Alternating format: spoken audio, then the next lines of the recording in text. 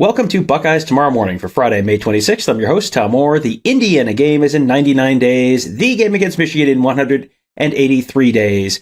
We get to talk not just recruiting, but quarterback recruiting today. So everyone buckle up. That's always a little bit of a roller coaster these days.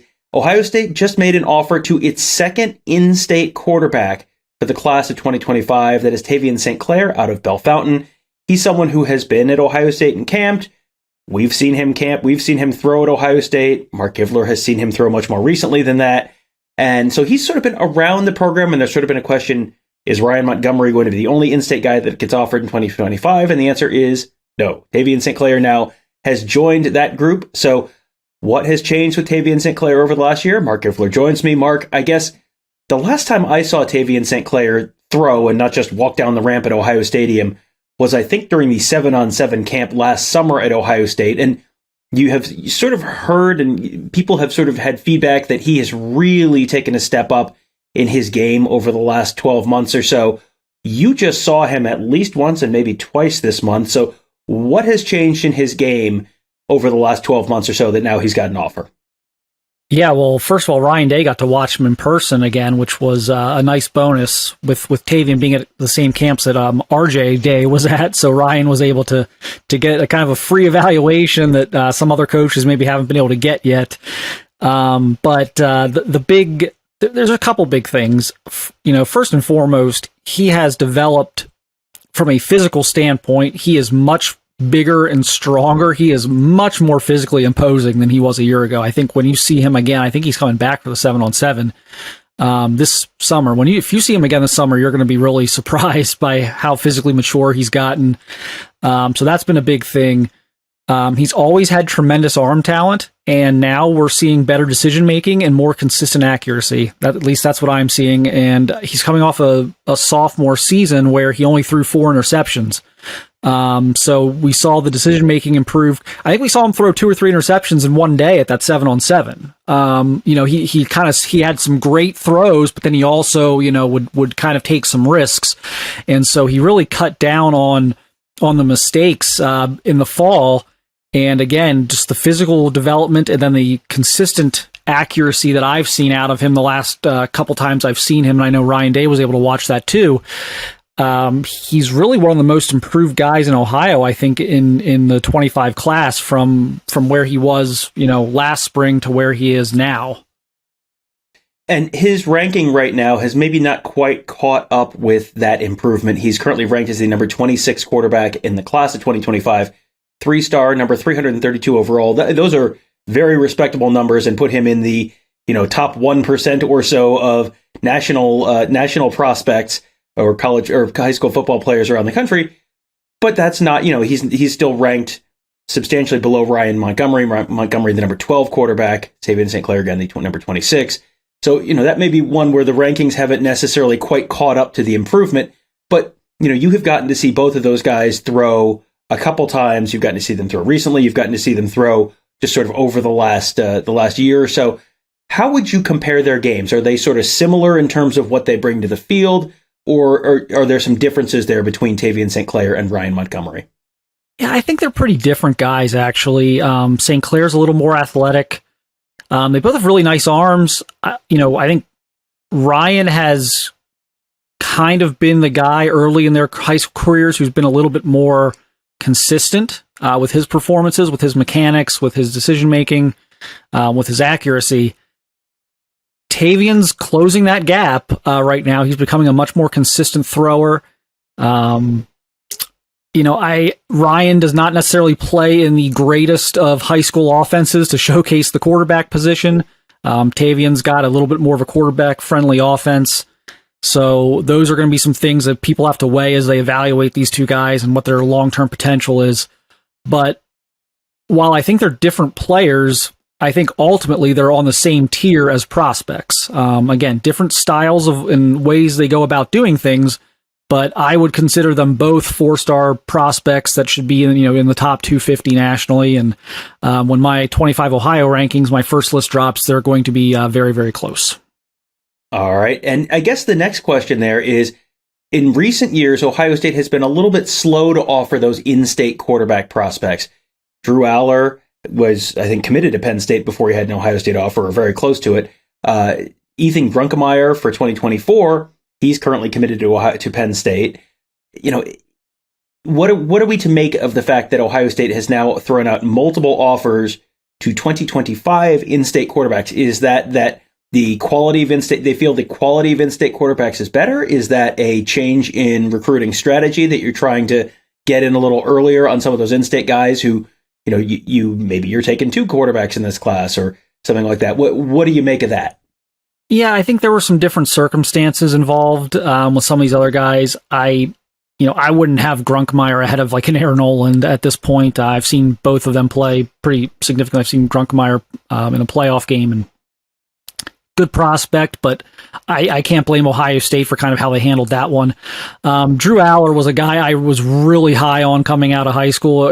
Early in his career, I really, really thought Ohio State could have made a move there, but unfortunately, the Quinn Ewers thing, with them getting back in the picture for Ewers, delayed any type of move on Drew Aller, and once that kind of fell apart, it was obviously too late. So that was kind of a landscape driven decision to not go after Drew Aller, and in hindsight, maybe you'd like to have that one back. But with these two, I think they're really good players, and it's going to be interesting to see. Like, it feels like they're positioning themselves to try to take 2 quarterbacks in 25, and that is going to be a lot easier said than done.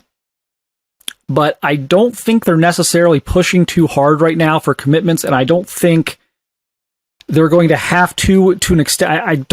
Maybe St. Clair could pop earlier, but Ryan Montgomery, I've kind of talked to at length about this, and I don't think he has any ambitions of deciding until after his upcoming junior season, so they've got some time there. But it feels like they're positioning themselves to maybe take 2 quarterbacks in 25 if they can convince the right guys to do that. And that's something they have done before, where they had CJ Stroud and Jack Miller in the same class. It's not, as you said, an easy thing to do, but it has been done before. And it feels like at this point, with the realities of quarterback recruiting and quarterback development, if Ryan Day wants to have 4 scholarship quarterbacks on his roster every single year, the reality is, if you're churning out guys, if you're losing guys to the transfer portal, as they have at the quarterback position a few times, and if you are churning out quarterbacks who head to the NFL after 3 years, if you want 4 scholarship guys on your roster, you've either got to take 2 guys in one of these classes, or you've got to be just constantly working the portal and bringing in the Tristan Gebbia types or something so that you have those 4 scholarship guys. They've played with 3 before. Ryan Day's stated preference is to have 4, but it just feels like that might be a tough sell to a certain degree. But if you're selling in-state guys, maybe that makes it easier. And I would think selling, hey, guys have come in here and had success after they've left, or at least been able to, you come in, you learn from Ryan Day for a year or two, and Corey Dennis, and then you potentially have the opportunity to leave. And guys have left and gone to, Florida and TCU and LSU over the years. Like, these are not guys who are leaving and going and playing FCS football. So it feels like there's at least a case to be made for them to be able to sell guys on that. Yeah, I think that's what you have to sell in the transfer portal era, where guys do have freedom of movement. I think it actually could be an easier sell than when they would have to sit out a year or, all that stuff. So, what you're hoping to sell to these guys is the best guy is going to play. And, if you come in and for 2 or 3 years and it doesn't work out, you've gotten 2 or 3 years of great coaching. And again, yes, they can point to the other success stories they've had who have left the program and been able to be starters elsewhere. So that's the hope. Pulling that off in reality is difficult. Even the Jack, so we'll go back to like the last time they really were able to do it effectively, which was the Jack Miller, CJ Stroud class. That did not start as a 2 quarterback class. Jack Miller committed very early to Ohio State with every idea that he was going to be the only quarterback in the class.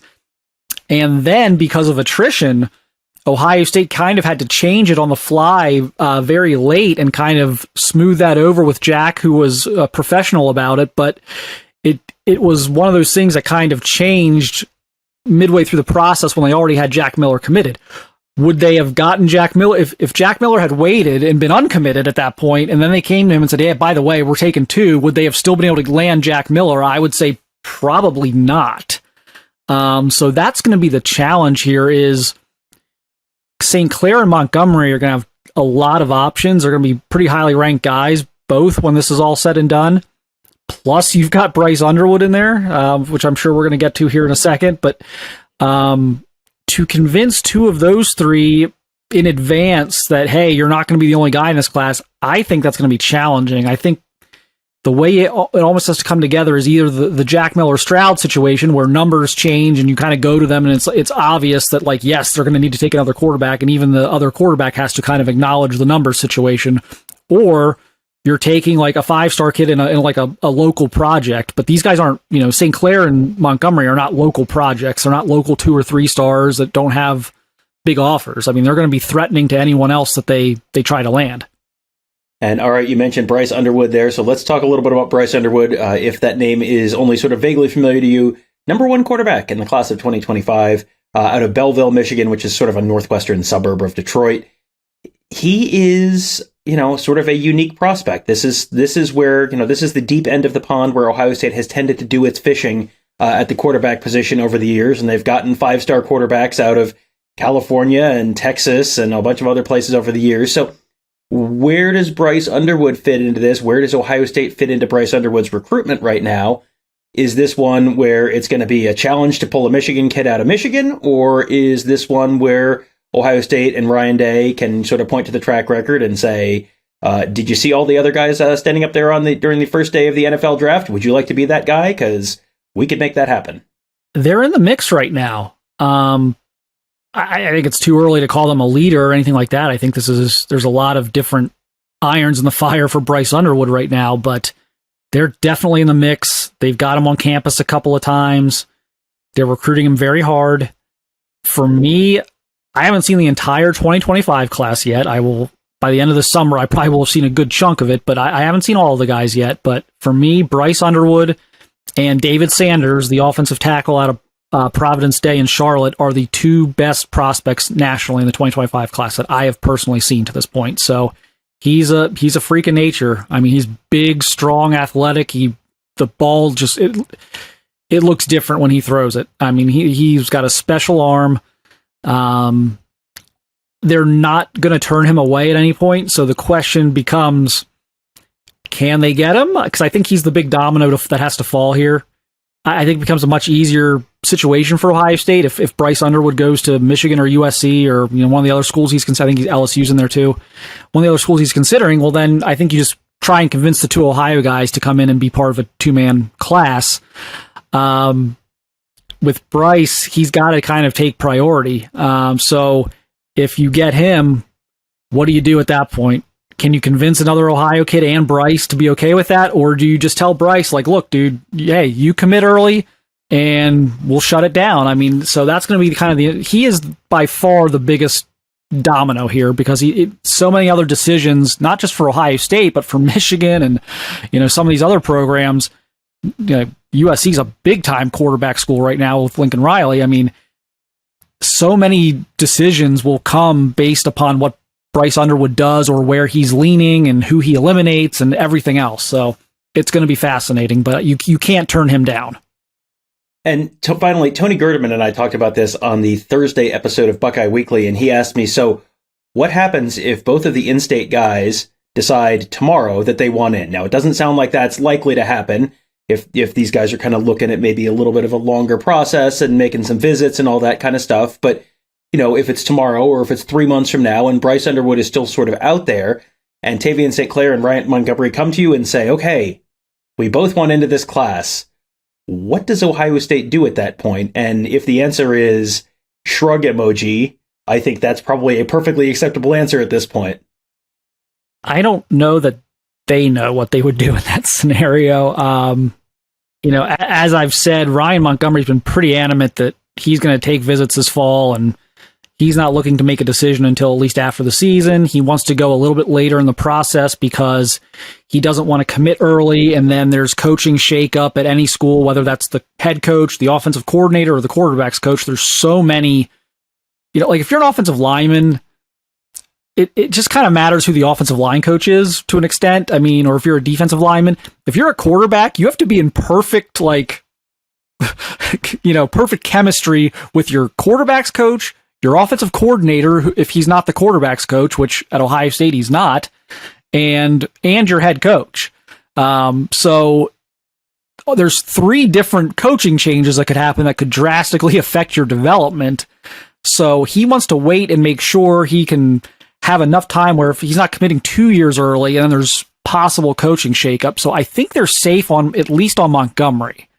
Even St. Clair, who I talked to not too long ago, kind of mentioned to me didn't really see an early decision coming right away, but you never know when these kids get some offers they didn't previously have, how that can change things. But I mean, what would I do? I mean, I don't think, like I said, I don't think Ohio State even knows what they would do. What would I do? I would probably take them both and then tell them, we're going to keep recruiting Underwood. I mean, I don't know. I don't.